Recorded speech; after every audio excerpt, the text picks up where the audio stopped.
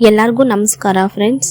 ಇಂದು ನಾನು ವರಮಹಾಲಕ್ಷ್ಮಿ ಪೂಜೆಯನ್ನು ಮನೆಯಲ್ಲಿ ಸರಿಯಾದ ರೀತಿಯಲ್ಲಿ ಹೇಗೆ ಮಾಡಬೇಕು ಅನ್ನೋದನ್ನು ತುಂಬ ಸರಳವಾಗಿ ತಿಳಿಸಿಕೊಡ್ತೇನೆ. ಮೊದಲು ಪೂಜೆ ಹಿಂದಿನ ದಿನವೇ ಬೇಕಾಗುವ ಎಲ್ಲ ಸಾಮಗ್ರಿಗಳನ್ನು ಸಿದ್ಧವಾಗಿ ಇಟ್ಟುಕೊಳ್ಳಿ. ದೇವಿಗೆ ಉಡಿಸಲು ಸೀರೆ, ಹೂವು, ಹಣ್ಣು, ದೀಪ, ಶುದ್ಧ ನೀರು ಮತ್ತು ಉಳಿದ ಪೂಜಾ ಸಾಮಾನುಗಳನ್ನೆಲ್ಲ ಮೊದಲೇ ಸಿದ್ಧ ಮಾಡಿದರೆ ಪೂಜೆಯ ದಿನ ಯಾವುದೇ ಆತುರ ಇರುವುದಿಲ್ಲ. ಪೂಜೆಯ ದಿನ ಬೆಳಿಗ್ಗೆ ಎದ್ದು ಸೂರ್ಯೋದಯಕ್ಕೂ ಮುನ್ನ ಸ್ನಾನ ಮಾಡಿ ಶುಭ್ರವಾದ ಬಟ್ಟೆ ಧರಿಸಿ ವ್ರತ ಮಾಡುವವರೇ ಕಳಶವನ್ನು ಸ್ಥಾಪಿಸಿದರೆ ಒಳ್ಳೆಯದು ಎಂದು ಹೇಳುತ್ತಾರೆ.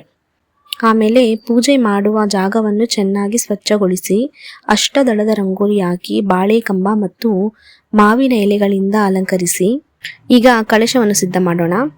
ಕಳಶದಲ್ಲಿ ಶುದ್ಧ ನೀರು ಅಥವಾ ಅಕ್ಕಿ ಹಾಕಿ ಅದರ ಜೊತೆಗೆ ಅರಿಶಿಣದ ಕೊಂಬು, ಅಡಿಕೆ, ಒಂದು ನಾಣ್ಯ, ದ್ರಾಕ್ಷಿ, ಗೋಡಂಬಿ, ಖರ್ಜೂರ, ಬಾದಾಮಿ ಮತ್ತು ಕಲ್ಲು ಸಕ್ಕರೆಯನ್ನು ಹಾಕಿ ನಂತರ 9 ಎಳೆಯ ದಾರಕ್ಕೆ ಅರಿಶಿಣ ಹಚ್ಚಿ ಅದಕ್ಕೆ ಅರಿಶಿಣದ ಕೊಂಬನ್ನು ಕಟ್ಟಿ ಕಲಶಕ್ಕೆ ಕಟ್ಟಿದರೆ ಕಲಶ ಸಿದ್ಧವಾಗುತ್ತದೆ. ತೆಂಗಿನಕಾಯಿಯನ್ನು ಚೆನ್ನಾಗಿ ತೊಳೆದು ಅದಕ್ಕೆ ಅರಿಶಿಣ, ಕುಂಕುಮ ಹಚ್ಚಿ ನಂತರ ಕಲಶದ ಬಾಯಿಗೆ ಮಾವಿನ ಎಲೆ ಅಥವಾ ವಿಳ್ಯದೆಲೆ ಇಟ್ಟು ಅದರ ಮೇಲೆ ತೆಂಗಿನಕಾಯಿಯನ್ನು ಇಡಿ. ಒಂದು ತಟ್ಟೆಯಲ್ಲಿ ಅಕ್ಕಿ ಹಾಕಿ ಅದರ ಮೇಲೆ ಕಳಶವನ್ನು ಪ್ರತಿಷ್ಠಾಪಿಸಿ ಮನಸ್ಸಿನಲ್ಲಿ ನಿಮ್ಮ ಇಷ್ಟಾರ್ಥವನ್ನು ಹೇಳಿಕೊಂಡು ದೇವಿಯ ಮುಂದೆ ಸಂಕಲ್ಪ ಮಾಡಿಕೊಳ್ಳಿ. ನಂತರ ಭಕ್ತಿಯಿಂದ ದೇವಿಯನ್ನು ಆವಾಹನೆ ಮಾಡಿ ಅದರ ನಂತರ ಪ್ರಾಣ ಪ್ರತಿಷ್ಠಾಪನೆ ಮಾಡಬೇಕು.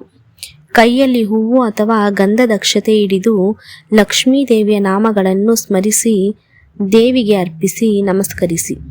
ದೇವಿಯು ನಮ್ಮ ಮನೆಗೆ ಬಂದು ನಮ್ಮ ಪೂಜೆಯನ್ನು ಸ್ವೀಕರಿಸಲಿ ಎಂದು ಮನಸಾರೆ ನಮಸ್ಕರಿಸಿ.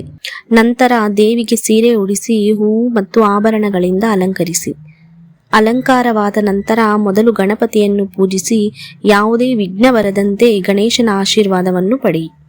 ಲಕ್ಷ್ಮೀ ದೇವಿಗೆ ಹಣ್ಣು, ಸಿಹಿ ಮತ್ತು ನೈವೇದ್ಯವನ್ನು ಅರ್ಪಿಸಿ ಜೊತೆಗೆ ಬಾಗಿನದ ಸಾಮಾನುಗಳನ್ನು ಅರಿಶಿಣ, ಕುಂಕುಮ, ಬಳೆ, ಕನ್ನಡಿ, ಬಾಚಣಿಗೆ, ರವಿಕೆ ಮತ್ತು ಅಡಿಕೆಯನ್ನು ಇಟ್ಟು ಪೂಜೆ ಮಾಡಿ.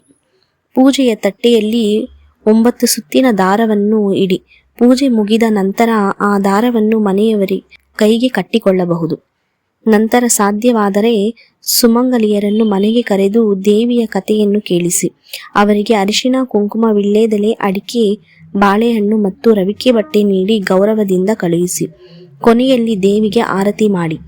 ಇದಷ್ಟು ಪೂಜೆಯ ವಿವರಗಳಾದರೆ ಇನ್ನು ಪೂಜೆಯ ನಂತರ ದೇವಿಯನ್ನು ವಿಸರ್ಜನೆ ಮಾಡುವುದರ ಬಗ್ಗೆ ತಿಳ್ಕೊಳ್ಳೋಣ. ಪೂಜೆ ಮುಗಿದ ತಕ್ಷಣ ಕಳಶವನ್ನು ತೆಗೆದು ಬಿಡಬಾರದು. 1 ದಿನ ಅಥವಾ 3 ದಿನ ಅಥವಾ 5 ದಿನ ಪೂಜೆ ಮಾಡಿದ ನಂತರ ವಿಸರ್ಜನೆ ಮಾಡುವುದು ಸಂಪ್ರದಾಯವಾಗಿದೆ. ವಿಸರ್ಜನೆ ಮಾಡುವಾಗ ದೇವಿಗೆ ನಮಸ್ಕಾರ ಮಾಡಿ ನಿಧಾನವಾಗಿ ಕಳಶವನ್ನು ಅಲುಗಾಡಿಸಿ. ನಂತರ ಶುಭ ಸಮಯದಲ್ಲಿ ಕಳಶದ ಮೇಲಿರುವ ಎಲ್ಲ ವಸ್ತುಗಳನ್ನು ತೆಗೆಯಿರಿ. ಕಳಶದಲ್ಲಿರುವ ಅಕ್ಕಿ ಮತ್ತು ತೆಂಗಿನಕಾಯಿಯನ್ನು ಸಿಹಿ ಅಡುಗೆ ಮಾಡಿ ಮನೆಯವರಿಗೆ ಹಾಗೂ ಮಕ್ಕಳಿಗೆ ಹಂಚಿ. ಪೂಜೆಯಲ್ಲಿ ಬಳಸಿದ ಹೂವು, ರಂಗೋಲಿ ಮತ್ತು ಇತರ ನೈಸರ್ಗಿಕ ವಸ್ತುಗಳನ್ನು ಎಲ್ಲೆಂದರಲ್ಲಿ ಎಸೆಯದೆ ಸ್ವಚ್ಛವಾದ ಸ್ಥಳದಲ್ಲಿ ವಿಸರ್ಜನೆ ಮಾಡಿ. ಭಕ್ತಿಯಿಂದ ಮಾಡಿದ ಪೂಜೆಯ ಜೊತೆಗೆ ಪೂಜೆ ಮುಗಿದ ನಂತರದ ಆಚರಣೆಗಳನ್ನು ಗೌರವದಿಂದ ಪಾಲಿಸಿದರೆ ಮಹಾಲಕ್ಷ್ಮೀ ದೇವಿಯ ಕೃಪೆಯು ನಮ್ಮ ಮನೆಯ ಮೇಲೆ ಸದಾ ಇರುತ್ತದೆ. ಧನ್ಯವಾದಗಳು.